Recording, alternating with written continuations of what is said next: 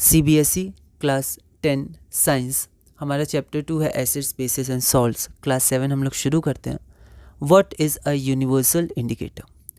A universal indicator is a mixture of several indicators that shows different colors at different concentrations of hydrogen ions in a solution। ठीक है, तो अलग अलग concentration पे hydrogen ion के कैसा colour होगा, मतलब अलग अलग कंसनट्रेशन हाइड्रोजन आयंस के क्या कलर होगा। ठीक है, या फिर हम ऐसा बोल सकते हैं जो कलर होगा उसके अनुसार हम लोग चेक कर सकते हैं कि उस सॉल्यूशन में हाइड्रोजन आयन कंसनट्रेशन क्या है। तो वो यूनिवर्सल इंडिकेटर होता है जो हमें बताता है हाइड्रोजन आयन कंसंट्रेशन उस पर्टिकुलर सॉल्यूशन में, और हाइड्रोजन आयन कंसंट्रेशन अगर ज़्यादा होगा तो एसिड, कम होगा तो बेस। तो एक तरह से एसिडिटी और बेसिसिटी उस सॉल्यूशन का चेक करने के लिए हम लोग पीएच स्केल का यूज़ करते हैं, जो मिक्सचर ऑफ सेवरल इंडिकेटर्स होता है। अगला है what is a pH scale? What is the relation between pH value and hydronium ion concentration? A pH scale is used for measuring hydrogen ion concentration in a solution. pH scale ranges from 0 to 14, showing 0 अगर 0 है तो बहुत ही ज़्यादा acidic है, और 14 है तो बहुत ज़्यादा एल्कलाइन है। ठीक है, या बेसिक हम कह सकते हैं। विथ 7 न्यूट्रल, 7 को न्यूट्रल माना जाता है। pH value is inversely proportional to H3O plus concentration.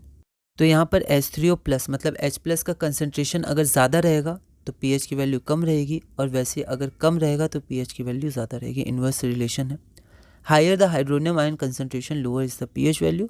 आप ये भी लिख सकते हैं lower the hydronium ion concentration higher is the pH value. Note देखते हैं, values less than 7 on the pH scale represent an acidic solution.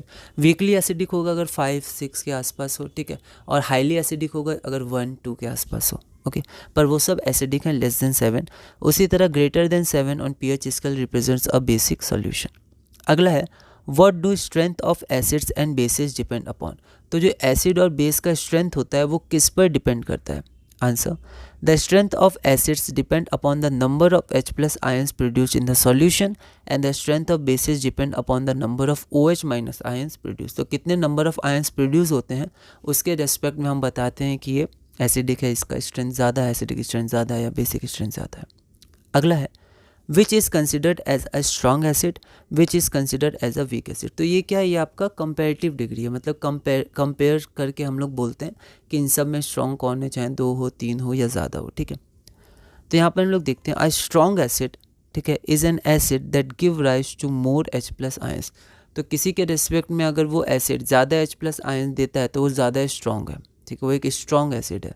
ठीक है, to more H plus ions, a strong base is a base that gives rise to more OH minus ion। ठीक है, तो ये generally comparison में होता है, पर फिर भी एक जनरल देखें स्ट्रॉन्ग कौन माना जाता है, तो जो लगभग कंप्लीटली डिसोशिएट हो जाता है। ठीक है, हम लोग आगे देखेंगे 11th का बहुत ही मेन, और ये फिजिकल केमिस्ट्री के कोर कॉन्सेप्ट्स हैं एसिड और बेस थ्योरी, एसिड और बेस के बारे में। ठीक है, तो जो लगभग पूरी तरह डिसोशिएट हो जाते हैं या बहुत ज़्यादा इनका डिसोसिएशन होता है तो उसको हम लोग बोलते हैं स्ट्रॉन्ग एसिड्स। ठीक है, 11th में बहुत इनके कॉन्सेप्ट हैं, 11th-12th में, मेन 11th में आपका फिजिकल केमिस्ट्री में।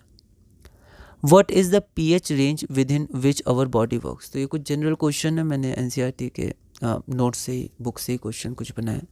तो हमारी बॉडी कितने पीएच रेंज के बीच में काम करती है? Our body works with in the pH range of 7 to 7.8, मतलब हल्की बेस, हल्का basic.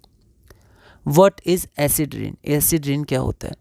When pH of rain water is less than 5.6 it is called acid rain, है ना। 7 से कम एसिडिक होता है, तो वही 5.6 से अगर कम हो तो एसिड रेन माना जाता है। Why does life not exist on the planet Venus? तो यहाँ पर जनरल नॉलेज में ऐसे दिया हुआ था बुक में, तो मैंने क्वेश्चन फॉर्म कर दिया उसका कि वेनस पे लाइफ क्यों नहीं एग्जिस्ट करती है। The atmosphere of Venus is made up of thick white and yellowish clouds of sulfuric acid. Hence, life does not exist on planet Venus. ठीक है, तो वेनस में क्या होता है? वीनस में आपका जो एटमॉस्फेयर होता है उसमें वाइट और येलोइश क्लाउड होते हैं सल्फ्यूरिक एसिड के। ठीक है, तो इसी कारण वहाँ पर हमारा लाइफ एग्जिस्ट नहीं कर पाता। हमें एक एटमॉस्फेयर चाहिए, O2 चाहिए, डिफरेंट कंडीशंस चाहिए। ठीक है, तो वहाँ पर H2SO4 का एटमॉस्फेयर होता है।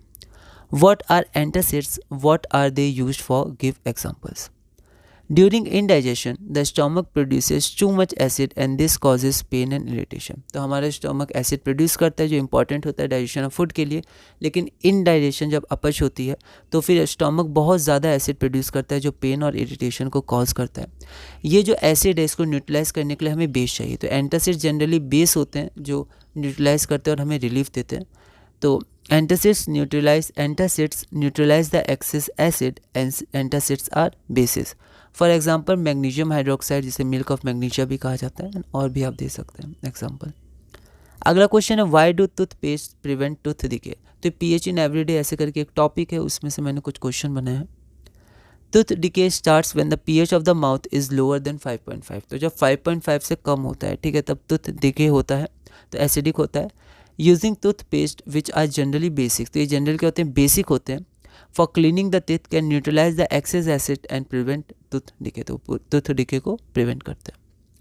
अगला है why do use of baking soda on the bee stung area gives relief. ठीक है, चाहे तो बी जो मक्खियाँ जो काटती मधुमक्खी या फिर और भी जो स्टिंग करती हैं हमें, है ना, और साथ में एंट स्टिंग भी, चींटी का डंक भी, तो ये सब जब हमें लगता है तो उस एरिया में अगर हम बेकिंग सोडा लगाएं तो फिर हमें रिलीफ मिलती है। ऐसा क्यों? तो bee sting leaves an acid which causes pain and irritation. तो बी के स्टिंग या एंट के स्टिंग में क्या होता है, एसिड होता है, ठीक है, जो पेन और इरिटेशन को कॉज करता है।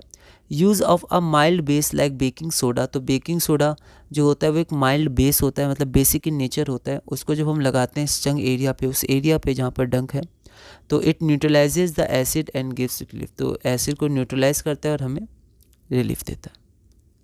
तो इसी के साथ हमने क्लास नंबर 7 पूरा किया। अगले वीडियो में हम लोग क्लास नंबर 8 शुरू करेंगे। क्वेश्चन नंबर 47 जो हमारा ये है, इसे कंटिन्यू करेंगे और धीरे धीरे हम लोग अपने class 10 science chapter 2 acids bases and salts में आगे बढ़ेंगे।